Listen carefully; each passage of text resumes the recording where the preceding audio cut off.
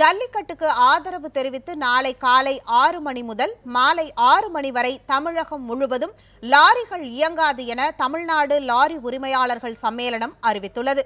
இதுகுறித்து அதன் மாநில தலைவர் MR குமாரசாமியுடன் நமது செய்தியாளர் ரியாஸ் நடத்திய கலந்துரையாடலை பார்க்கலாம்.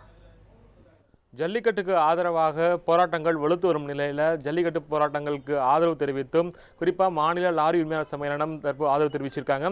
இது குறித்து ஒரு முக்கிய அறிவிப்பும் வெளியிட்டிருக்காங்க. அந்த அறிவிப்பு என்னங்கிறது குறித்து பகிர்ந்து கொள்வதற்காக நம்மிடையே மாநில தலைவர் குமாரசாமி நம்மிடையே இணைஞ்சிருக்கார். அவர்கிட்ட கேட்கலாம். சார் வணக்கம். தற்போது இந்த போராட்டங்கள் வலுப்பெற்று வந்துட்டு இந்த உங்களுடைய இப்போ ஜல்லிக்கட்டுக்கு ஆதரவான என்ன மாதிரி முக்கிய முடிவு எடுத்திருக்கீங்க நீங்கள்? ஜல்லிக்கட்டு என்பதே தமிழர்களின் பாரம்பரியமான கலாச்சாரத்தோடு இணைந்த ஒரு விழாவாகும். அதற்கு உச்சநீதிமன்றம் தடை விதித்திருப்பது துரதிர்ஷ்டவசமான ஒன்றாகும்.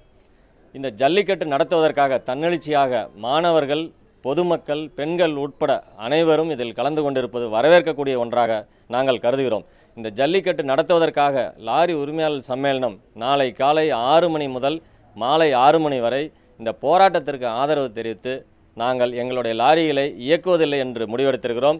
லாரி உரிமையாளர்கள் ஆங்காங்கே அவர்களுடைய லாரிகளை நாளை காலை முதல் மாலை வரை நிறுத்தி வைக்குமாறு கேட்டுக்கொள்கிறோம்.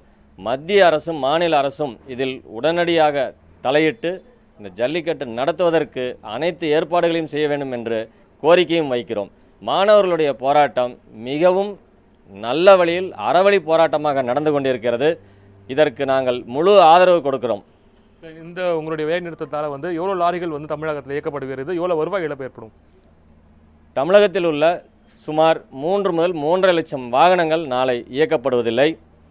ஒரு நாளைக்கு சுமார் 200 கோடி எங்களுக்கு நஷ்டம் ஏற்படும். மேலும் சுமார் 1500 கோடி வர்த்தகமும் பாதிக்கும். குறிப்பாக இந்த மாணவர்கள் நடத்தி வரும் இந்த போராட்டத்திற்கு பல்வேறு அமைப்புகள் ஆதரவு தெரிவித்து வரும் நிலையில் லாரி உரிமையாளர்களும் ஒரு நாள் வேலை நிறுத்தத்தை அறிவிச்சிருக்காங்க. ஒளிப்பதிவாளர் நேதாஜியுடன் ரியாஸ், நியூஸ் 7 தமிழ், சேலம்.